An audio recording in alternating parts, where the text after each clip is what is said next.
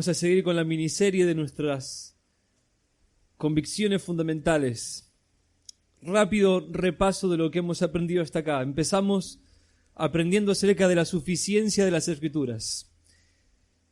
Básicamente aprendimos que el hecho de que las Escrituras sean suficientes significa que no necesitamos nada más ni nada menos para nuestra salvación y nuestra santificación. Después aprendimos acerca del propósito eterno de Dios. ¿Por qué Dios nos creó? ¿Y por qué Él envió a su Hijo después a salvarnos? ¿Cuál es el propósito eterno de Dios, hermanos?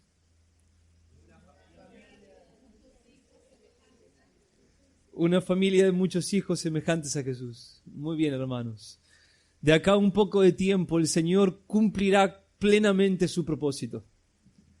Y podremos ver su gloria llenando este mundo como las aguas cubren el mar.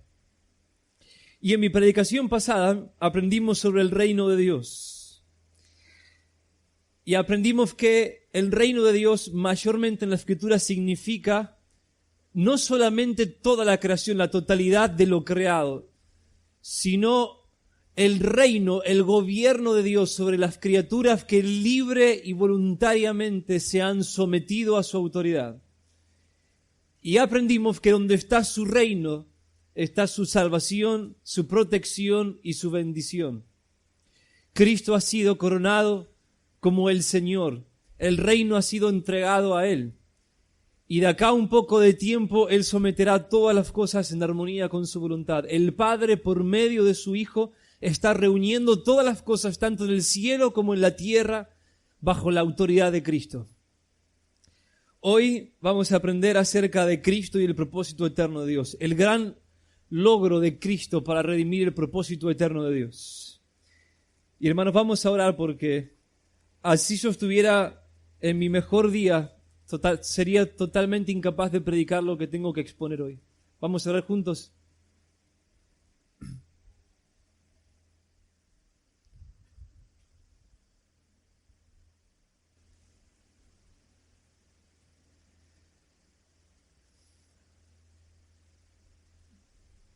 Oh Padre, envía el Espíritu Santo acá, a este encuentro, para que nos revele la gloria de Cristo a los ojos de nuestro corazón. Padre, Padre, Padre, hoy vamos a aprender acerca de nuestra creación, nuestra caída, y de la gran redención que llevaste a cabo por medio de la propiciación que hiciste a nuestro favor a través de Cristo. Y aprenderemos acerca de cómo Él ganó la dignidad suprema, el título supremo, el nombre que es sobre todo nombre, el derecho de ser el gran amo del universo. Oh Padre, Padre, oh te insistimos, envía al Espíritu Santo. Envíalo sobre mi vida para que yo pueda explicar bien tu palabra. Habla a través de mí. Envíalo a mis hermanos. Derrama tu amor como una omnipotente cascada a sus corazones. Agua limpia que remueva toda inmundicia e idolatría. Y vení también con gran poder, trayendo convicción de pecado, de justicia y de juicio a todos, y especialmente a quienes están acá y todavía no se reconciliaron con vos. Y mostrales la belleza de tu Hijo. Cautivalos, Señor. Atraelos. Conquistalos. Que todos hoy podamos ser avivados. Oh Señor, que no podamos, Señor, evitar, no podamos, Señor, contener la verdad de que tu Hijo es el Señor. Hacé una gran obra. Transformanos. Capacitanos para adorarte y para proclamar las virtudes del Señor Jesucristo. Oh, por favor, te lo pedimos, te lo suplicamos, por tu gran misericordia. Que así sea. Amén.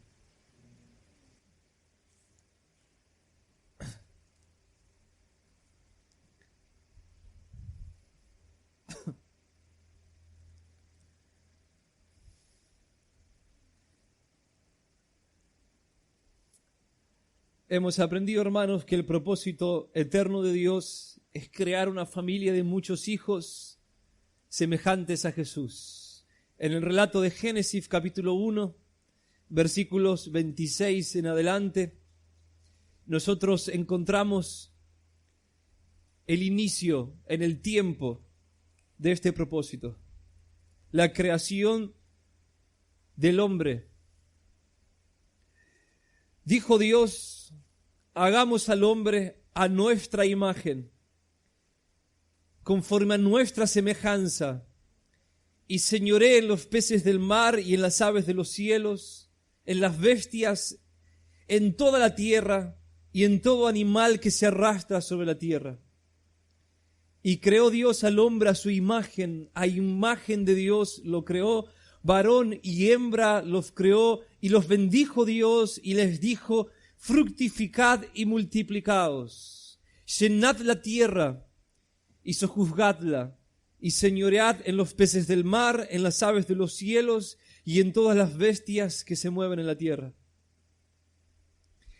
Acá, hermanos, nos encontramos con el principio de todo. Dios creando al hombre como el pináculo de su creación, el hombre, esa criatura que Él pensó para crearla conforme a su imagen y semejanza. Fuimos hechos, hermanos, conforme a la imagen y semejanza de Dios, para que tengamos la capacidad de conocerlo, de tener una relación íntima con Él, de agradarlo y a la vez de poder disfrutarlo.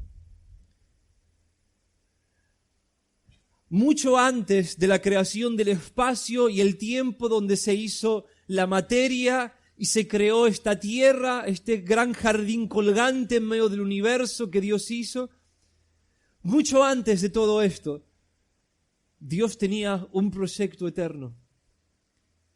Él quiso tener muchos hijos que sean conforme a su imagen y semejanza, que tuvieran un principio, pero que no tuvieran final, para que tuvieran con Él una relación similar a la relación que su unigénito Hijo tuvo siempre con Él. Así el unigénito y eterno Hijo de Dios llegó a convertirse en el primogénito, el primero y el preeminente entre muchos hermanos. Así que Dios creó a Adán y Eva, nuestros primeros padres, y los puso en el huerto de Edén. Ellos habrían de ser los monarcas, los reyes de toda su descendencia. Ellos, como los primeros hombres, recibieron las primeras órdenes de Dios y serían los virreyes que deberían dirigir toda su descendencia y toda la creación.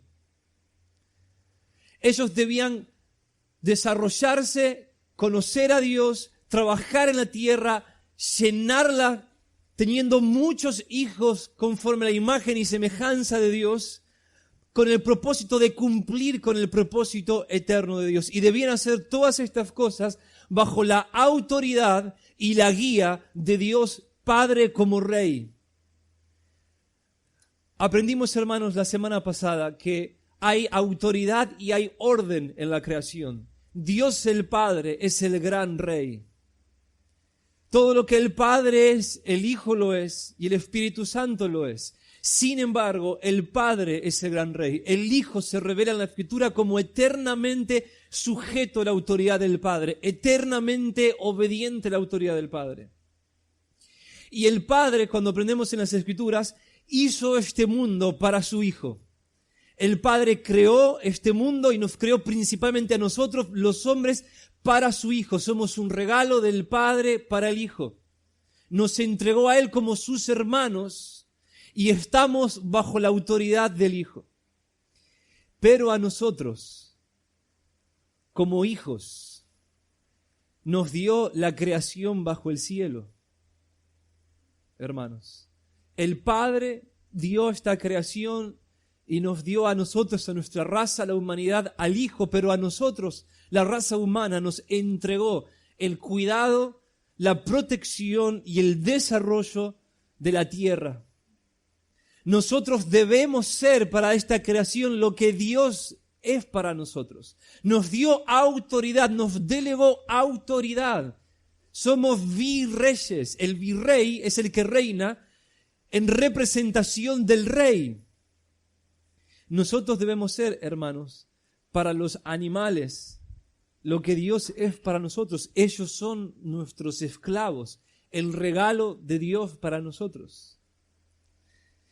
Nos dio un enorme potencial, un potencial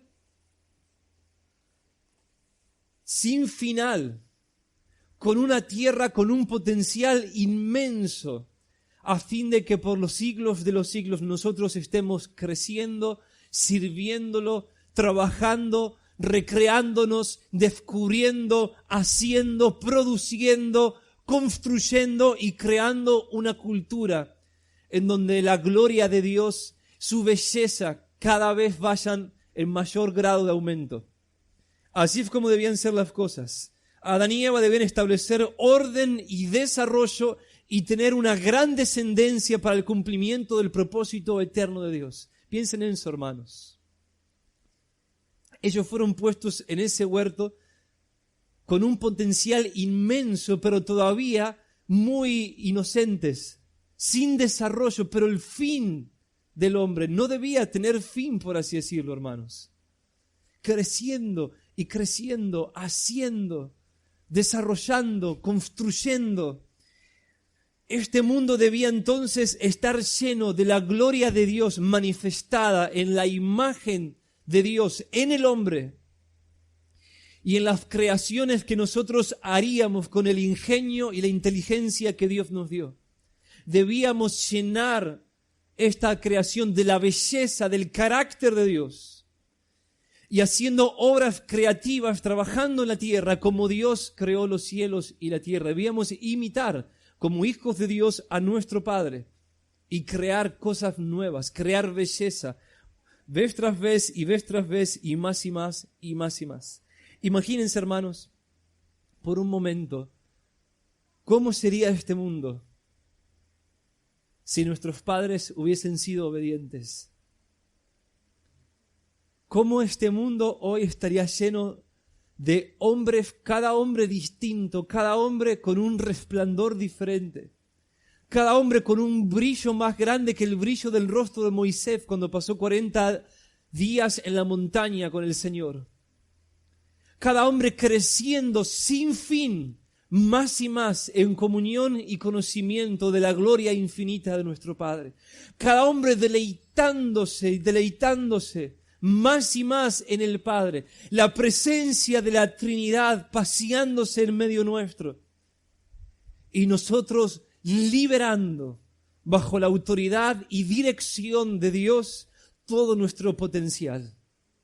Conquistando la creación, avanzando en la creación, haciendo obras asombrosas para el deleite de nuestro Padre, teniendo hijos. Oh, hermanos, así es como debían ser las cosas.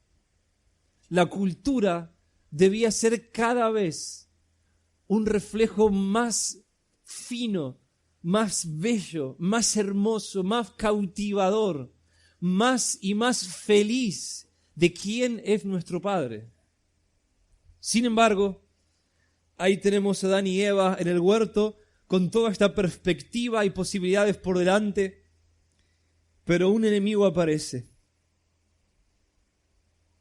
Alguien que es llamado en la Escritura la serpiente astuta, la serpiente antigua, Satanás, que significa adversario, diablo, un ser que una vez fue un poderoso y sabio querubín, el rango más alto de ángeles.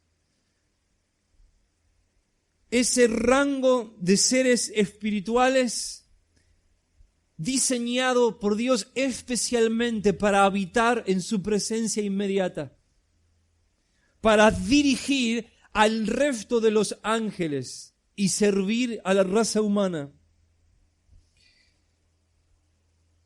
Un querubín o un serafín es el ser más poderoso creado por Dios, el más capaz, el más fuerte, con el mayor potencial. Su nombre original puesto por Dios es Lucifer, portador de luz significa. En Ezequiel 28, Dios mismo se dirige a este ser que repentinamente aparece en Edén junto a nuestros padres, diciéndole: así dice el Señor, tú eras el sello de la perfección, lleno de sabiduría y acabado de hermosura. En Edén, en el huerto de Dios estuviste. De toda piedra preciosa era tu vestidura. De cornerina, topacio, jaspe, crisólito, berilo y ónice, de zafiro, carbunclo, esmeralda y oro. Los primores de tus tamboriles y flautas estuvieron preparados para ti en el día de tu creación. Evidentemente hubo una gran fiesta con música y danza el día que este ser fue creado.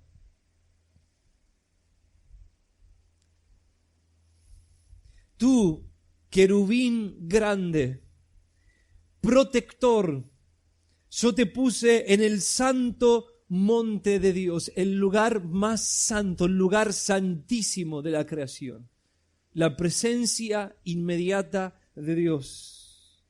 Allí estuviste, en medio de las piedras de fuego te paseabas. Perfecto eras en todos tus caminos desde el día que fuiste creado. Este ser había sido destinado aparentemente para ser el más grande reflejo de la gloria de Dios. El ser más cercano al Padre, capaz de comprender los caminos del Padre más que cualquier otra criatura que el Señor haya hecho. Y por lo tanto, capaz de servirle y glorificarle más que cualquier otro ser que el Señor haya hecho.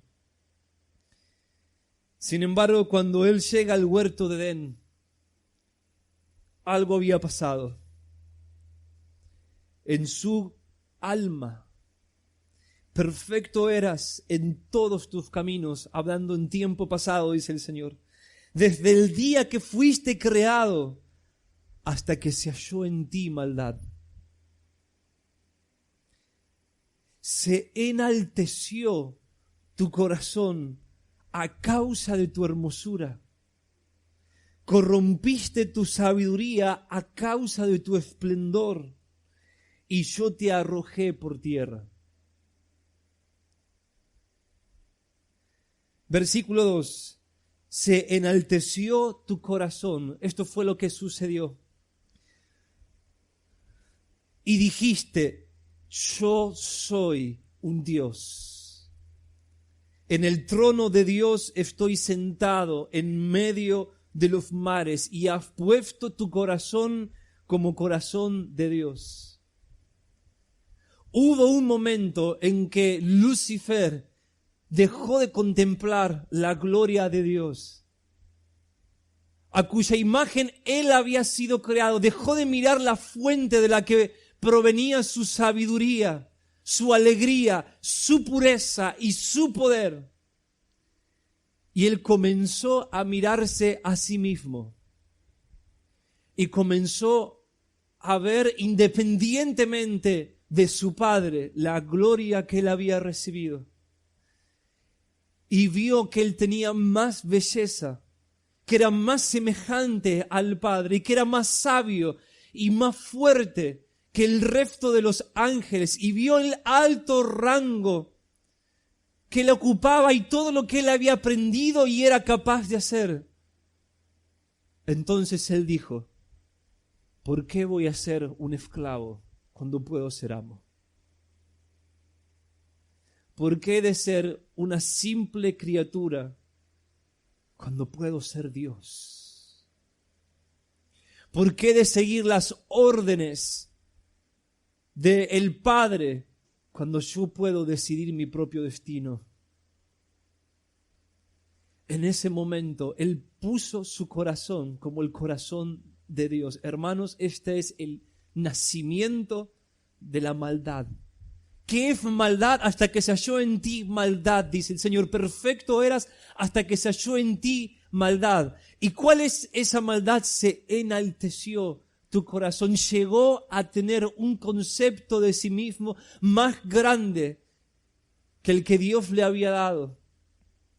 Él pensó que sería capaz de independizarse de Dios y conservar su pureza y hermosura.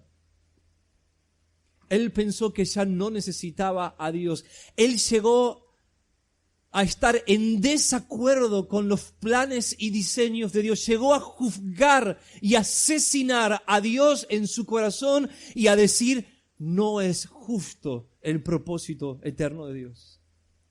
¿Por qué tengo que ser su siervo cuando soy más grande que los demás? Y entonces, por primera vez, una nota desafinó en el pensamiento y la alabanza de todos los seres que Dios había creado. Hubo uno de entre millones de millones de millones, miríadas de miríadas, que comenzó a pensar por sí mismo y a pretender tener adoración que solo le correspondía al Creador, a pretender tener autoridad que solo le correspondía al Creador. Dios lo condenó inmediatamente, sin posibilidad de perdón, por cuanto fue el pionero, el inicio de la rebelión cósmica. Persuadió una gran parte de los ángeles para que comenzaran una rebelión e intentaran destronar a Dios, pero no lo consiguió. Así que descendió al huerto de Edén. Según el relato de Génesis capítulo 3, se acercó a la mujer, la más débil de los dos, la más frágil, la más vulnerable, y la tentó. Comenzó un diálogo muy sutil y dijo a la mujer: ¿con qué Dios os ha dicho, no comáis de todo árbol del huerto? Y la mujer respondió a la serpiente: del fruto de los árboles del huerto podemos comer, pero del fruto del árbol que está en medio del huerto, dijo Dios, no comeréis de él, ni le tocaréis, para que no muráis. Dios puso a nuestros padres en el huerto de Edén y los puso a prueba. Hagan lo que quieran, pero solamente les doy una prohibición. Hay un árbol que no pueden tocar. Muy sencillo, ¿no? Nada muy desafiante. Entonces la serpiente dijo a la mujer: no moriréis, sino que sabe Dios que el día que comáis de él serán abiertos vuestros ojos y seréis como Dios. Están engañados. Él les mintió. Están atrapados en este huerto. Dios les miente, los sometió con sus mentiras. Tomen el árbol y sus ojos se van a abrir y ustedes van a ver quién es su creador. Independícense de él, desobedézcanlo. Él miente, él es malo, él es cruel, él no quiere lo mejor para ustedes. ¿Por qué van a seguir siendo criaturas bajo la tiranía de tal cruel creador cuando ustedes pueden ser libres como él y hacer lo que quieren como él y decidir qué van a hacer con sus vidas y trazar sus propios destinos como él hace lo que quiere con su propia vida?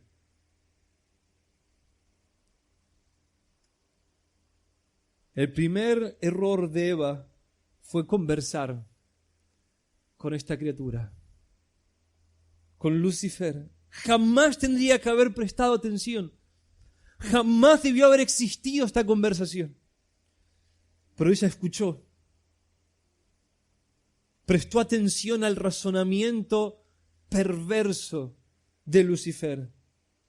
Él la tentó a dudar de Dios y a desobedecer a Dios. Y es siempre igual, hermanos. Duda y después desobediencia.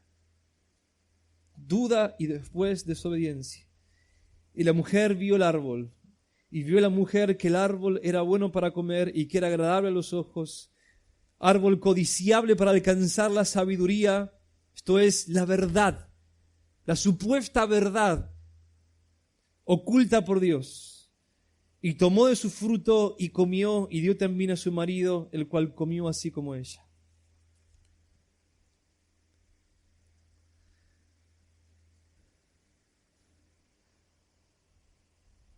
Inmediatamente la palabra de Dios se cumplió.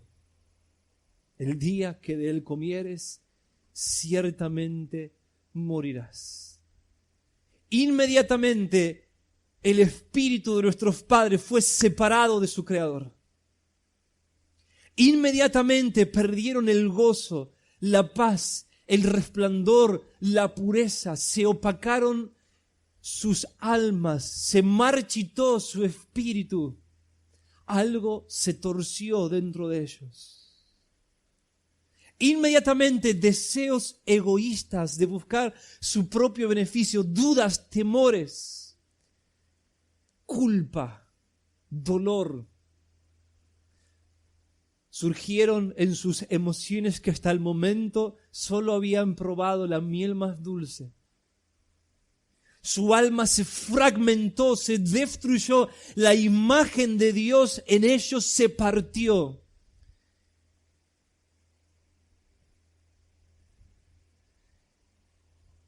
Y físicamente perdieron su vigor y poco a poco comenzaron a descomponerse hasta que al final el sepulcro los esperaba más adelante. Así el diablo ganó nuevos títulos: ladrón, mentiroso, homicida, asesino.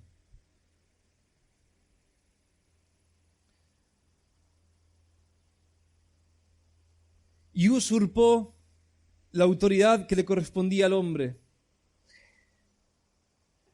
Más adelante, el diablo dice en Lucas capítulo 4, acerca de la tierra: a mí me ha sido entregada y a quien quiero la doy.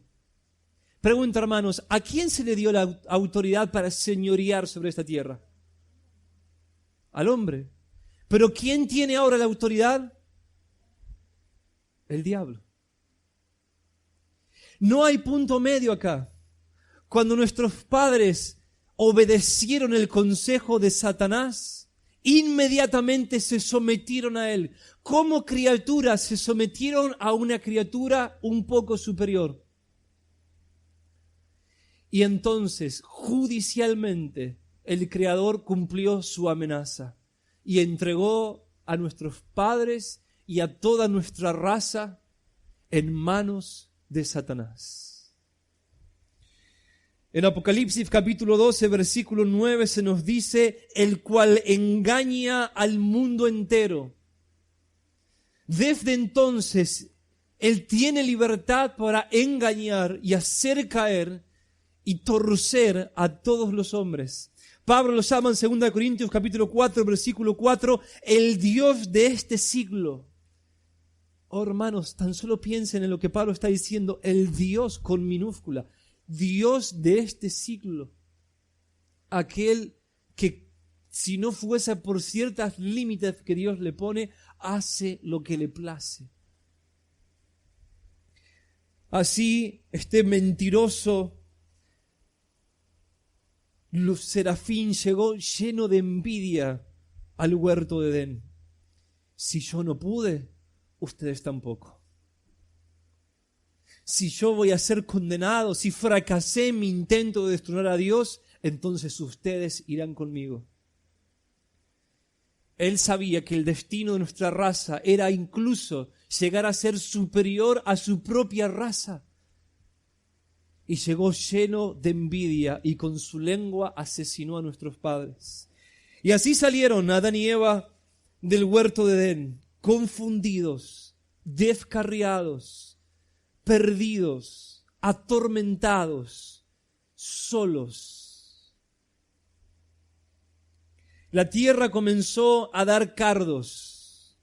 Los animales comenzaron a alejarse con desconfianza de nosotros. Los ángeles con los que habíamos de tener comunión desaparecieron. El gobierno de Dios se había retirado. La comunión íntima se había ido. Su protección se había ido y el hombre perdió la imagen de Dios, la bendición de Dios, la comunión con Dios y la autoridad de Dios para proteger esta creación. Tuvieron sus primeros hijos, Caín y Abel. Y Caín decide matar a Abel. Y así comienza la historia de su descendencia. Un nuevo mundo que Dios jamás quiso comenzó a desarrollarse. Adán y Eva cumplieron con el mandato de Dios de tener una gran descendencia y comenzaron a desarrollarse integralmente, pero ahora ya no bajo la autoridad y guía de Dios, sino bajo la influencia de Lucifer.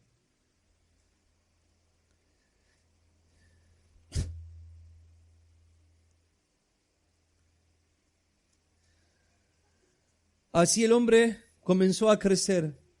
Se formaron pueblos, después naciones, surgieron diferentes formas de gobierno, diferentes ideas acerca de cómo administrar la creación, diferentes conceptos de justicia, diferentes culturas, filosofías, diferentes religiones, diferentes formas de hedonismo, diferentes formas de tratarnos unos a otros, diferentes maneras de cuidar a los hijos. Y las cosas avanzan y avanzan y avanzan. Y estamos ante un nuevo mundo que el predicador de Eclesiastés define de esta manera: vanidad de vanidades, todo es vanidad y correr tras el viento. ¿Qué es lo que fue? Lo mismo que será.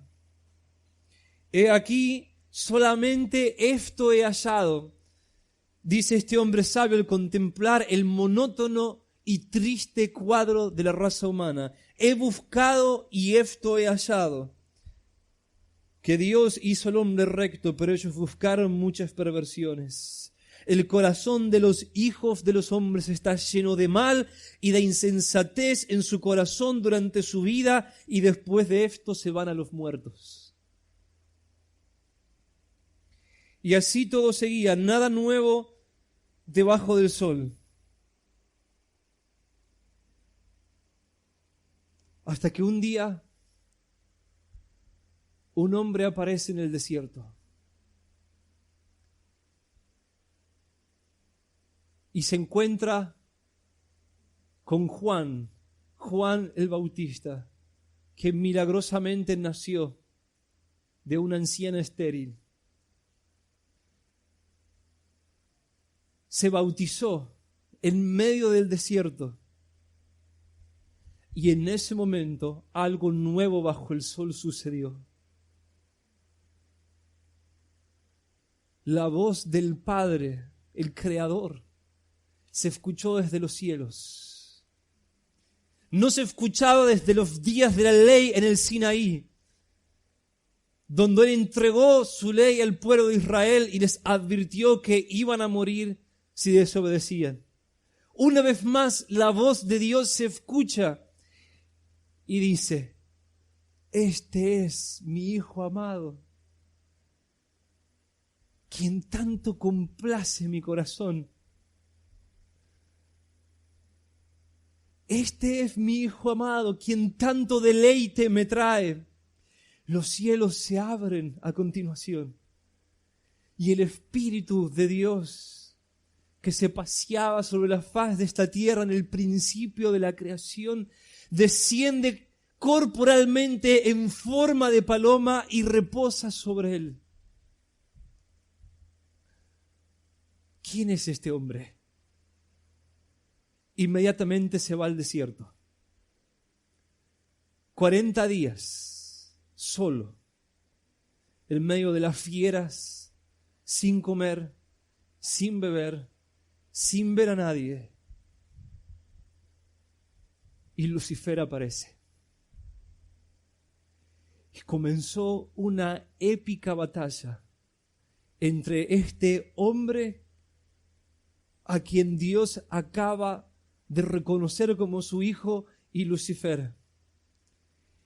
El diablo descarga sobre él toda su astucia, todas sus mentiras, con las que cada uno de nosotros se ha revelado, con las que cada hijo de Adán llegó a estar de acuerdo en su corazón.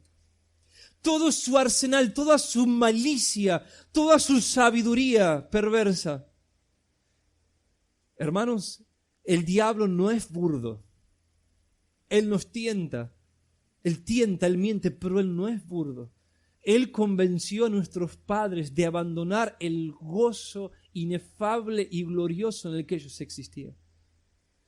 Convenció aparentemente, según Apocalipsis, a la tercera parte de los ángeles, estamos hablando de millones de ángeles, de abandonar su habitación con Dios.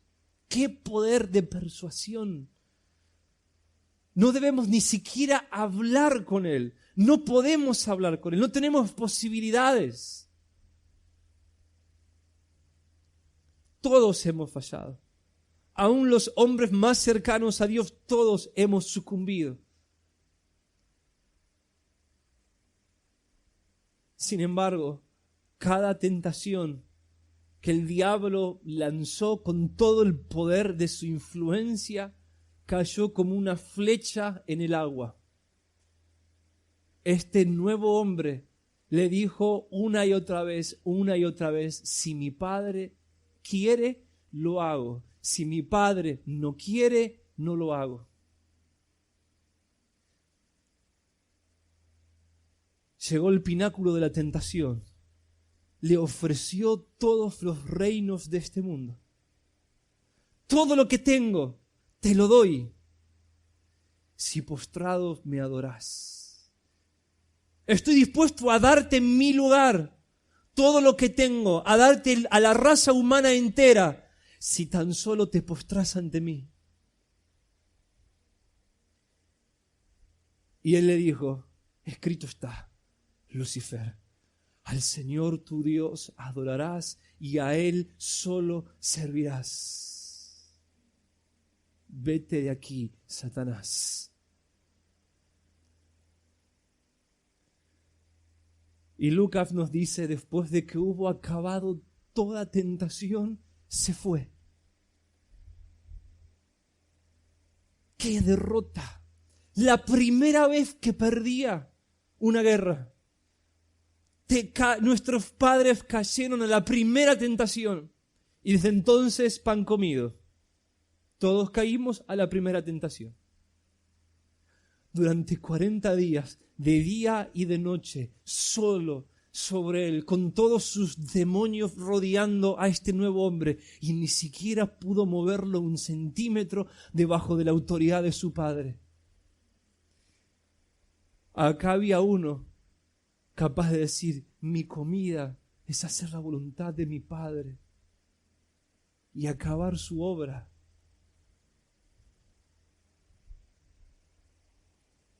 Tuvo que apartarse, lleno de ira, confundido, aterrorizado, indignado.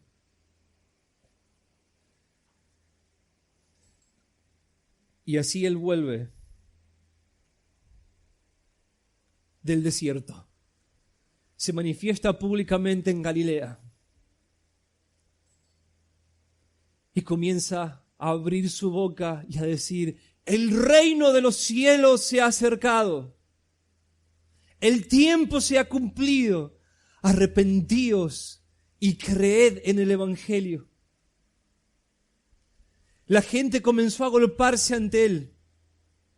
Acá había uno que no estaba sujeto a Satanás, sino solamente sujeto al Padre.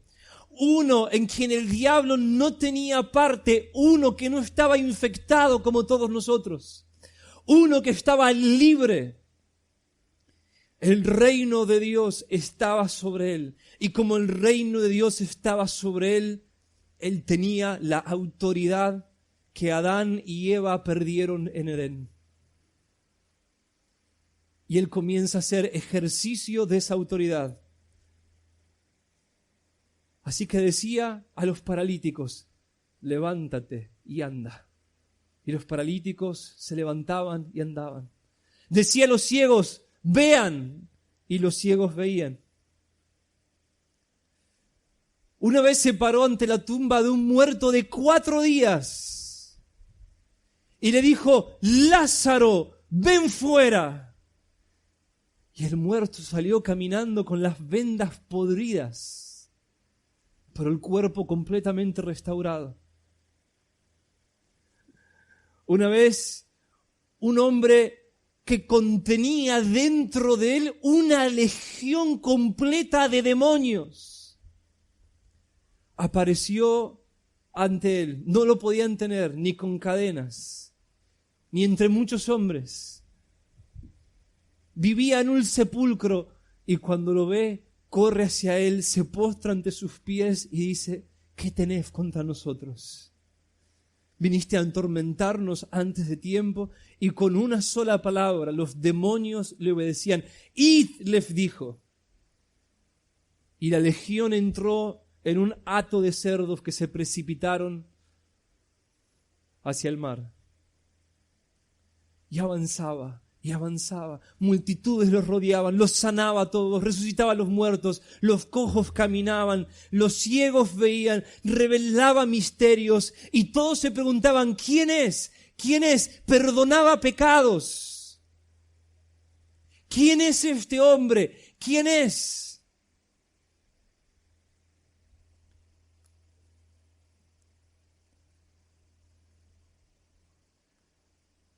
Hasta que él lo dijo: el Hijo del Hombre que estaba en el cielo y que ahora está en la tierra, el que viene de arriba, el segundo Adán, el Hijo eterno de Dios, en forma humana, en carne humana, el Mesías, el esperado, el hombre perfecto, el segundo Adán, el segundo rey de nuestra raza, nuestra esperanza, el que venía a salvarnos de la consecuencia de nuestra rebelión y de la autoridad de Lucifer.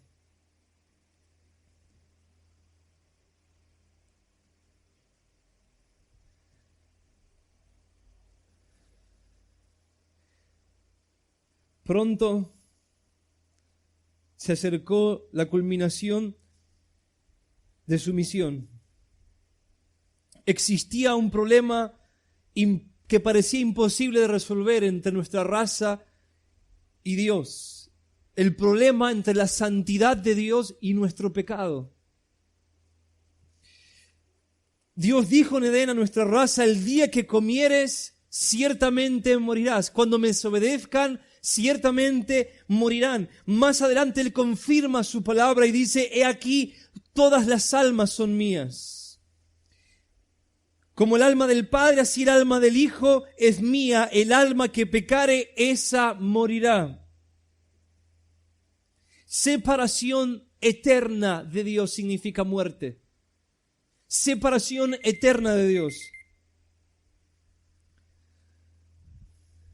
Sin embargo, desde un principio, desde Génesis capítulo 3, nuestro Creador y Padre, en vez de condenarnos irremediablemente, como lo hizo con Lucifer, ofrece reconciliación. Él habla acerca de perdón. Un gran dilema surge que permea todo el Antiguo Testamento. ¿Cómo Dios puede ser justo y todavía perdonarnos? ¿Cómo Él puede cumplir su amenaza de el alma que peque, esa morirá? Y ofrecernos perdón para que no muramos.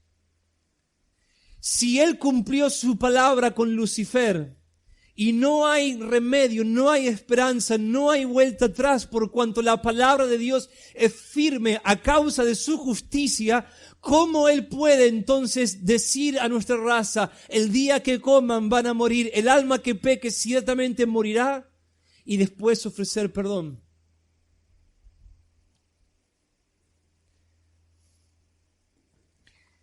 Así nos encontramos con Job. Probablemente el primer libro escrito de todo el Antiguo Testamento, el primer registro de un hombre escribiendo acerca de Dios. Y el gran dilema de todo el libro de Job es este. Job capítulo 9, versículos 2 y 3. ¿Cómo se justificará el hombre con Dios? ¿Cómo un hombre puede comparecer ante su creador y juez, y ser hallado justo ante Él y en consecuencia vivir? Si todos somos pecadores, dice Job, y la paga del pecado es la muerte, ¿cómo nosotros alguna vez vamos a poder volver a tener comunión con Dios? ¿Cómo se justificará? ¿Cómo Dios como juez podría declarar inocente de culpa, justo, obediente en todo a alguno de nosotros? Si quisiere contender con Él, dice Job, no le podrá responder a una cosa entre mil. Si alguien, en otras palabras, dice Job, cree que es justo ante Dios y se presenta ante Él para demostrar su inocencia y Dios comienza a hacer preguntas, no podría responder favorablemente ni siquiera una sola pregunta entre mil. Dios sabe que pecamos y no tenemos esperanza, dice Job. Más adelante, Job capítulo 15, versículos 14 al 16. ¿Qué cosa es el hombre para que sea limpio o inocente? Y para que se justifique el nacido de mujer. El hombre es abominable y vil, bebe iniquidad como agua. Adán y Eva desobedecieron una vez e inmediatamente fueron separados de Dios. ¿Cuántas veces los hijos de Adán pecamos? Incontables veces. Bebemos iniquidad como agua, abominables y viles, lo que significa abominable y vil, en términos gráficos, que Dios ni siquiera nos puede mirar. Somos tan torcidos, tan semejantes al diablo, que Él ni siquiera puede soportar tenernos delante de sus ojos. Dignos de castigo, dignos de su ira, dignos de ser borrados de la creación.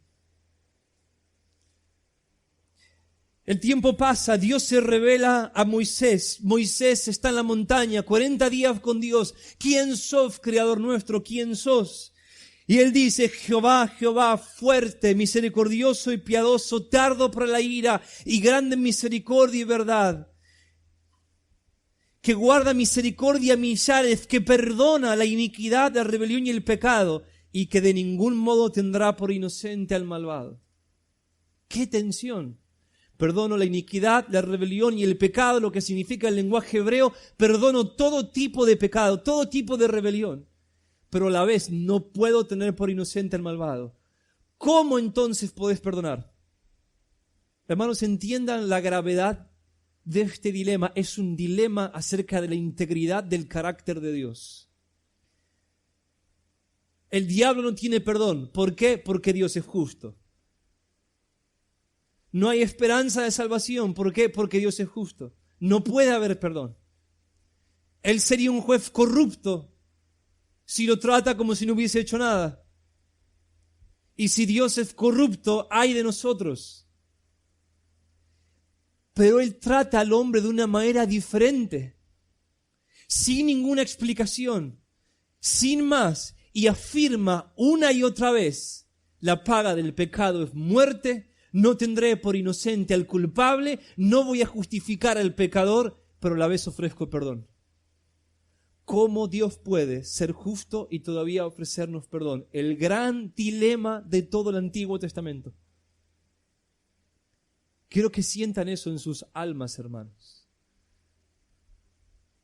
¿Pueden imaginarse al diablo paseándose delante de los ángeles diciendo: Dios no cumple su palabra, a mí me condenó por mi rebelión, no hay esperanza, no hay perdón, Él selló su presencia de mí, no tengo forma de acceder a Él?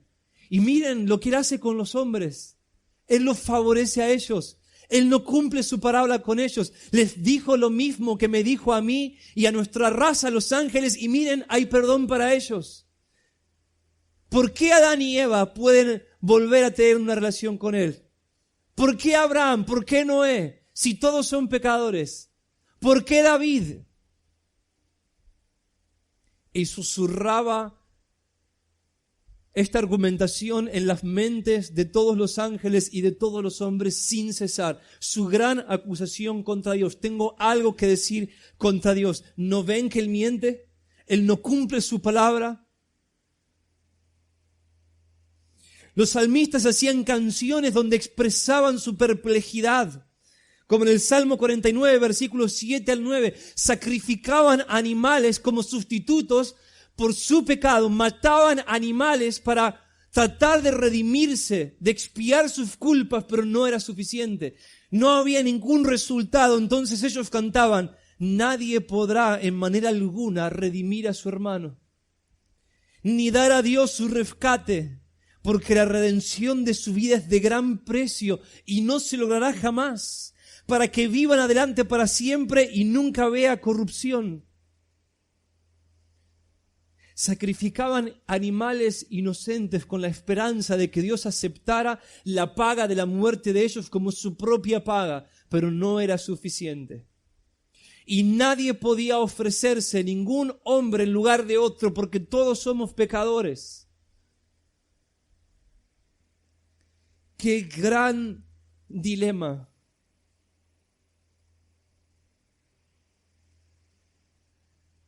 Solamente había una forma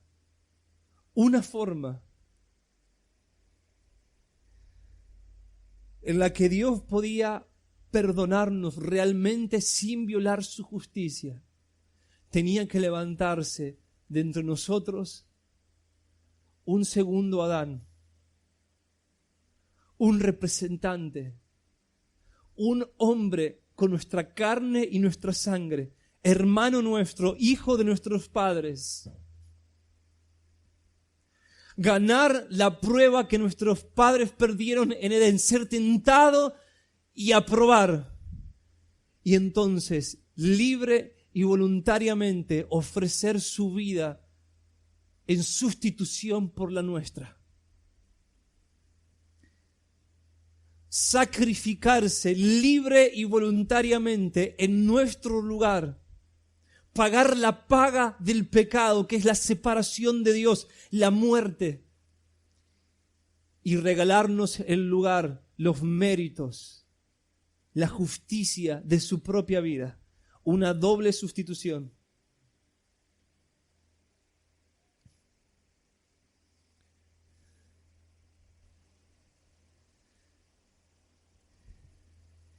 Y a eso vino nuestro Señor.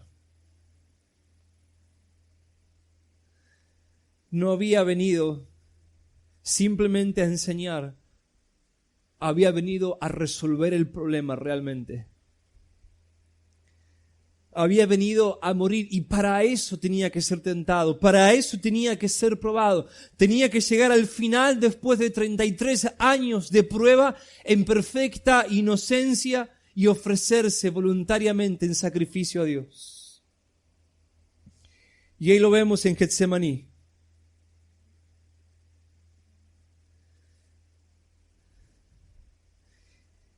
Y él ora en gran agonía como jamás hombre alguno estuvo en alguna agonía. Y él dice, Padre, llegó el momento de realizar la obra para la que me enviaste. Tengo que beber la copa. Pero si es posible, Padre, que pase de mí esta copa, pero que no se haga mi voluntad sino la tuya. Pueden tan solo imaginar las tentaciones de él en ese momento. La hora en la que él tenía que ser constituido pecador, en la que todos los crímenes abominables y viles de nuestra raza se iban a escribir en su alma y en su cuerpo. La ira de su padre, que siempre lo amó, con el que siempre tuvo una relación indescriptible e infinitamente feliz. Ahora él tenía que ser cortado de la presencia de nuestro Padre como Adán y Eva en Edén. Y mucho más grave aún, tenía que ser separado, cortado, y el Padre iba a entregarlo en manos de sus enemigos para que hagan con él lo que quisieran.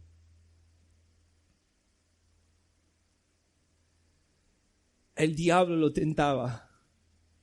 No vale la pena. Volvete atrás. No tenés que hacer esto. No tenés que obedecer a tu padre en todo. Esta raza no vale la pena. ¿No ves lo que son?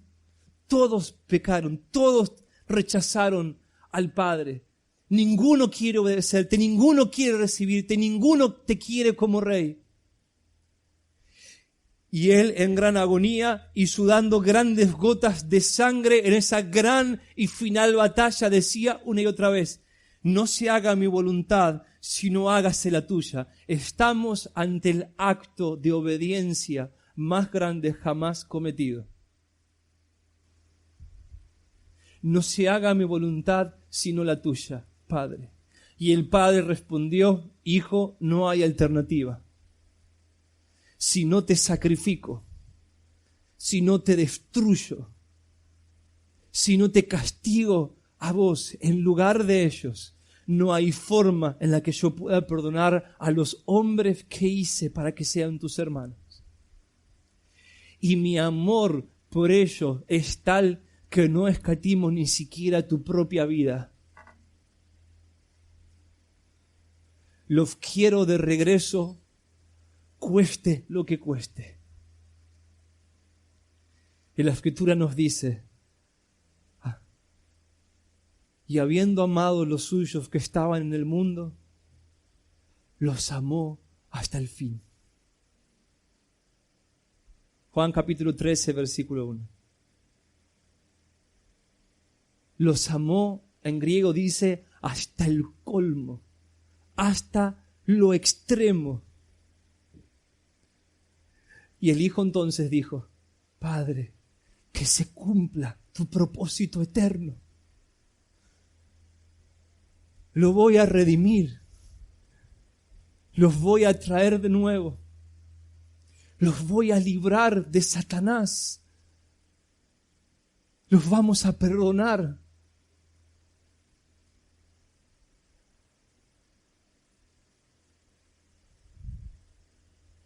Y entonces el castigo de nuestra paz fue sobre él. Y por su llaga fuimos todos curados.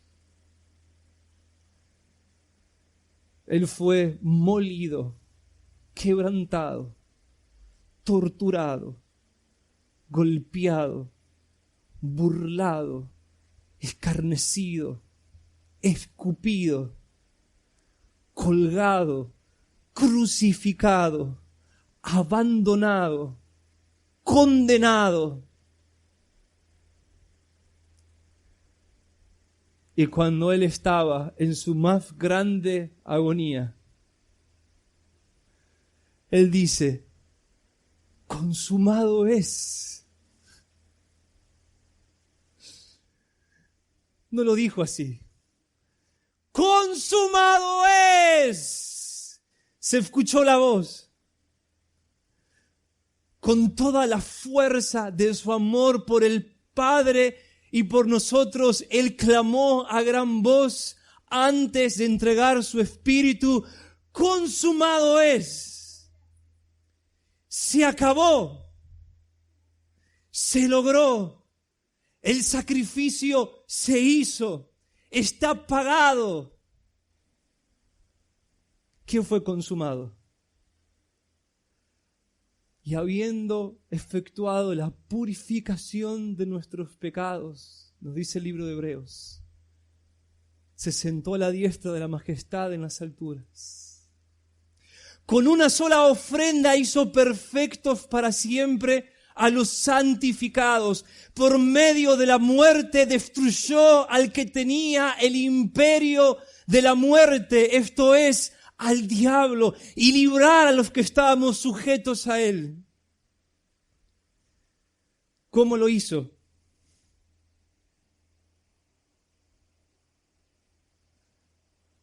Pablo nos explica, anulando el acta de los decretos que había contra nosotros, que nos era contraria, quitándola de en medio y clavándola en la cruz. Y despojando a los principados y a las potestades, los exhibió públicamente, triunfando sobre ellos en la cruz. ¿Qué hizo?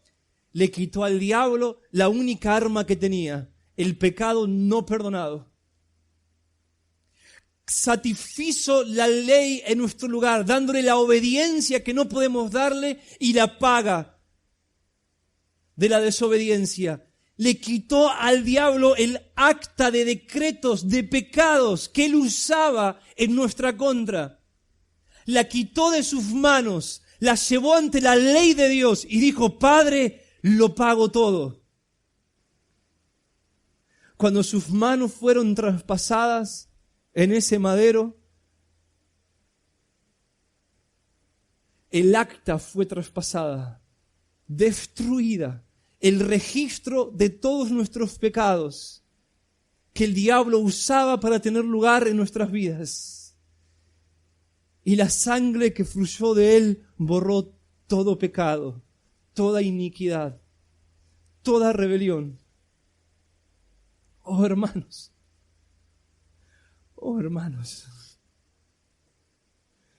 expuso al diablo, lo avergonzó. Todas las acusaciones que él había amontonado durante miles de años. Dios no es justo, Dios no es justo. ¿Cómo puede Dios ser justo y perdonarnos a la vez? Dios no es justo, Dios no podés. No podés perdonar a Noé, no podés perdonar a Abraham, no podés perdonar a David, no podés perdonar a nadie.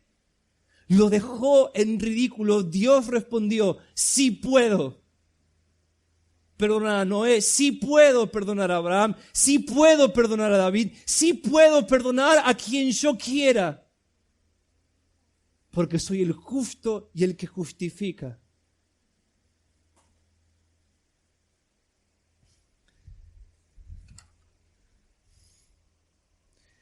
Pablo lo explica, por cuanto todos pecaron y están destituidos de la gloria de Dios, siendo justificados gratuitamente por su gracia mediante la redención que es en Cristo Jesús, a quien Dios puso como propiciación por medio de la fe en su sangre para manifestar su justicia, a causa de haber pasado por alto en su paciencia los pecados pasados, con la mira de manifestar en este tiempo su justicia, a fin de que Él sea el justo y el que justifica al que es de la fe de Jesús.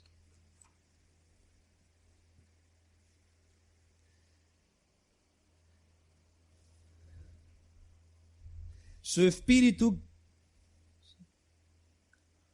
desciende al Hades, mientras su cuerpo está colgado en la cruz.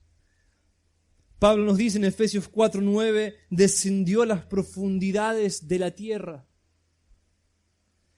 Según Jesús en Lucas 19, el Hades tenía 2 lugares. El seno de Abraham, un lugar de consuelo y espera, y un lugar de tormento para quienes no se arrepintieron de sus pecados. ¿Qué sucedió ahí? No lo sé. Pero el Espíritu de nuestro Señor desciende al Hades. Pablo nos dice en Efesios 4:8, llevó cautivo a los que estaban cautivos cuando descendió a las profundidades de la tierra. Fue en busca de aquellos que estaban esperándolo, que habían sido salvados en la esperanza de que alguien pague por sus pecados. Se presentó ante ellos la esperanza de Génesis 3:15. La esperanza de los patriarcas, la esperanza de Israel, la esperanza de los profetas, la esperanza de David. El Mesías los tomó y ascendió con ellos a los cielos. Y había algo que estaba sucediendo ahí. Una gran y dramática reunión estaba teniendo lugar. Cuando Cristo llega ahí, con todo el séquito de los salvos que estaban esperando el sacrificio, Juan nos lo revela. Algo estaba pasando, se estaba discutiendo el destino de la humanidad. ¿Qué habría de pasar con los hombres? ¿Quién habría de ocuparse de nuestra salvación? Juan nos lo dice. Vi en la mano derecha del que estaba sentado en el trono, el Padre, un libro escrito por dentro y por fuera, sellado con 7 sellos. El libro que contenía el destino de nuestra raza. Quien tuviera el libro controlaría el destino de nuestra raza. Y vi un ángel fuerte que pregonaba a gran voz: ¿quién es digno de abrir el libro y desatar sus sellos? Y ninguno, ni en el cielo, ni en la tierra, ni debajo de la tierra, podía abrir el libro, ni aún mirarlo. Y lloraba yo mucho porque no se había hallado a ninguno digno de abrir el libro, ni de leerlo, ni de mirarlo. Y uno de los ancianos me dijo: no llores. He aquí el león de la tribu de Judá, la raíz de David, ha vencido para abrir el libro y desatar sus 7 sellos. Y miré y vi en medio del trono y de los 4 seres vivientes y en medio de los ancianos estaba en pie un cordero como inmolado. Ahí se presentó, irrumpió en la reunión el segundo Adán. Se presentó ante el Padre con sus manos horadadas, con su costado abierto, con las marcas en su espalda y en su frente.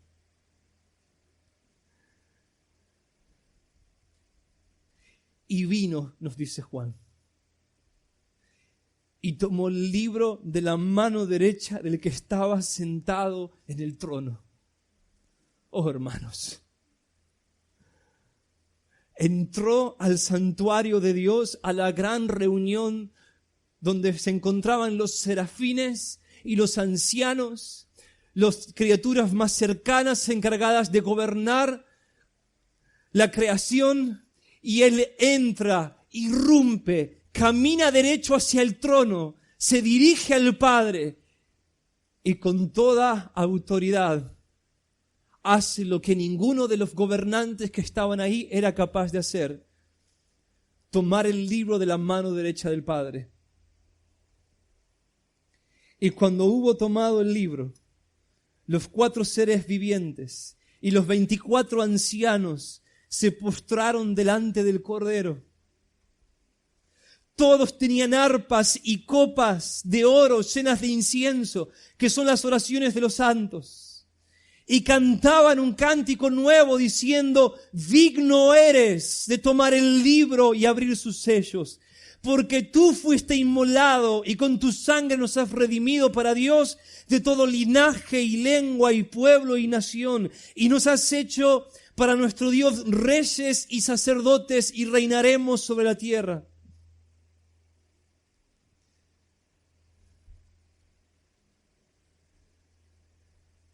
Y así continúa la escena. Comienzan a sumarse ángeles y hombres que se acercan. Se convirtió en una fiesta. ¿Captan algo de esto, hermanos? ¿Hay alguien acá? La fiesta que comenzó todavía no pudo parar. Todavía siguen. Todavía cantan, todavía danzan, hermanos.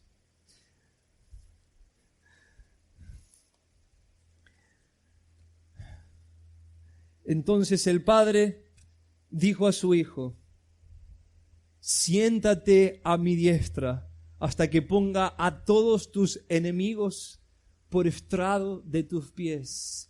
Cristo fue coronado y proclamado como el Señor de los señores y el Rey de los reyes. Y así la historia de la humanidad tendría un final, hermanos. Habría un final. Alguien fue digno de tomar el sello. ¿Qué significa eso? ¿Qué significa que el segundo Adán, Cristo Jesús, el Hijo eterno de Dios encarnado, venció y tomó el libro y es digno? ¿Qué significa eso, hermanos? Que toda rodilla se doblará ante Él y que toda lengua confesará que Jesucristo es el amo del universo como hombre. El segundo Adán. Nuestra raza tiene esperanza. Nuestra raza tendrá un mañana. Nuestra raza tendrá cielos y tierras nuevos porque ahora hay un rey que nos dirija. Hay un rey que ganó el derecho de reinar sobre nosotros en representación del Padre. Hay un segundo Adán que redimió el propósito eterno de Dios. ¿Entienden lo que eso significa? Es todo lo que está sucediendo y lo que sucederá. Toda rodilla se doblará ante Cristo. Y toda lengua le confesará a alguien que es Dios de Dios y reina en los cielos, y hombre de hombre y reina en la tierra.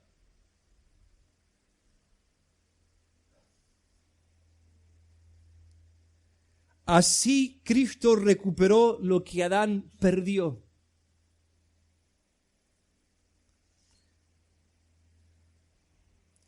Y déjenme terminar con esto, hermanos.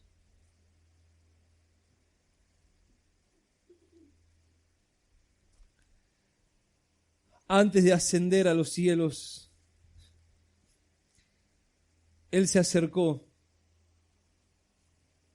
a sus discípulos y les dijo: toda autoridad me ha sido dada en el cielo y en la tierra.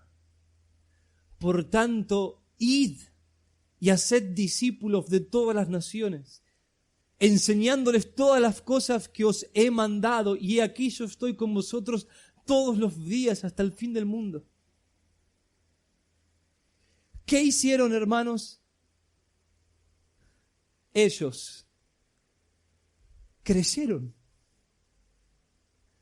Fueron ingenuos. Fueron como niños.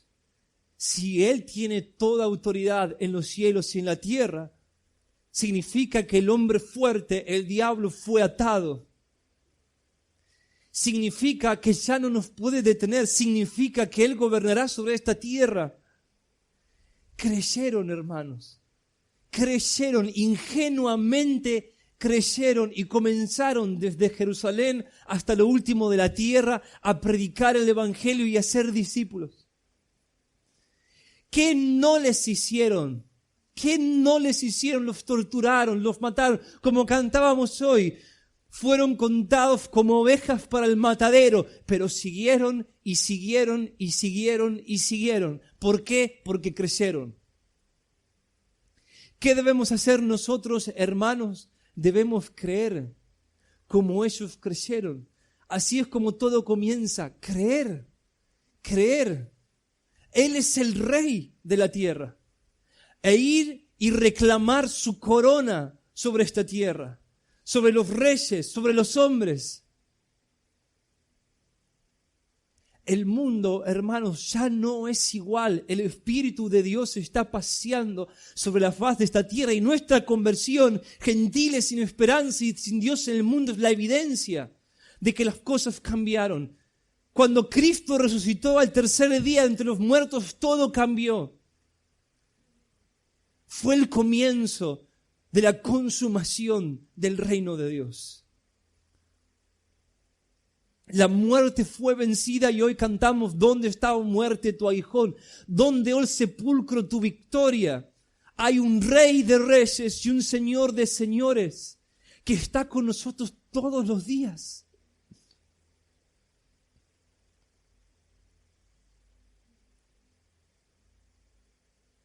Y si el hombre fuerte fue atado, podemos saquear sus bienes. ¿Qué error han cometido muchos al decir el cielo es de Dios, la tierra es del diablo? Lo era. Ahora es de Jesucristo. Lo era. ¿Qué va a pasar, hermanos? Lo mismo que pasó siempre. Nos van a perseguir, nos van a matar, otros nos van a amar, otros se van a convertir. No hay mucho misterio. El diablo, como un perro territorial que perdió su lugar, se va a aferrar a lo que quiere que sea suyo. Pero, hermanos, no tiene autoridad. No puede detenernos. Si estamos en el reino de Dios, bajo la autoridad de Cristo, nosotros tenemos autoridad sobre las tinieblas. Como le obedecieron a Cristo, por tanto nosotros tenemos autoridad delegada, nos obedecen a nosotros. Los mismos ángeles que sirvieron a Cristo nos sirven a nosotros. La misma misión que tuvo Cristo la tenemos nosotros. Pero hay una diferencia. Él logró la redención. Él ató al hombre fuerte cuando todavía, obviamente, no estaba atado. Y las cosas grandes habrían de suceder después. Conquistemos, hermanos. Conquistemos, hermanos. No es posible detener nuestro avance. Amén, hermanos.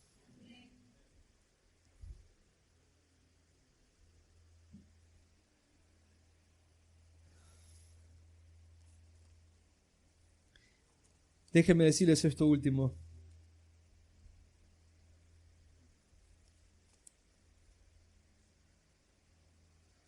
Entréguense a una vida de sacrificio como discípulos de Jesús.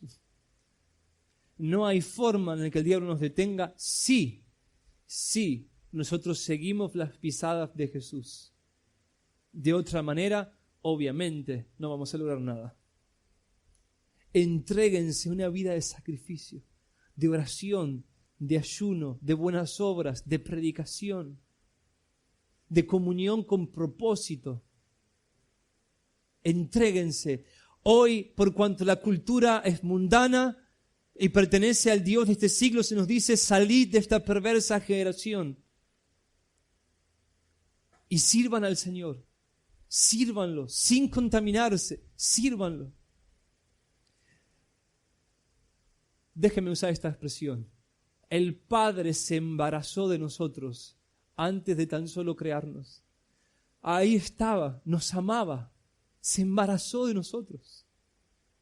Su propósito eterno, sus hijos. Ya había decidido que iba a dar su vida, todo para redimirnos. Embaracémonos nosotros también de ver estos hijos semejantes a Jesús, una familia de muchos hijos semejantes a Jesús. Todos embaracémonos, hermanos, clamemos, oremos por darle al Padre los hijos que Él quiere.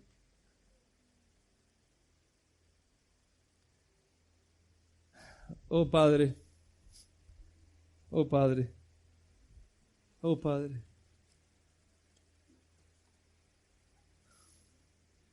Oh Padre.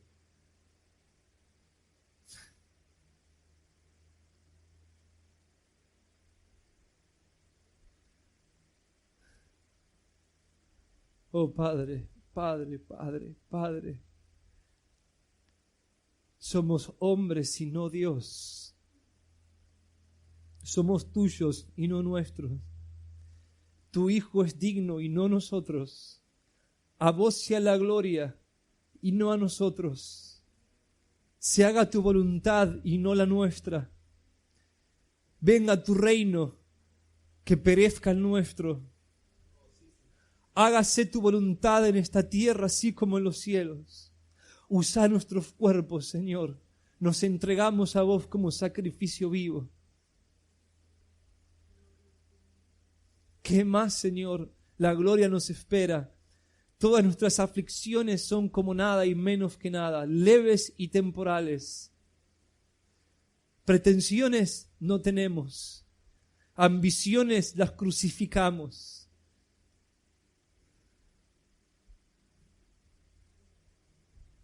Nos vaciamos, Señor,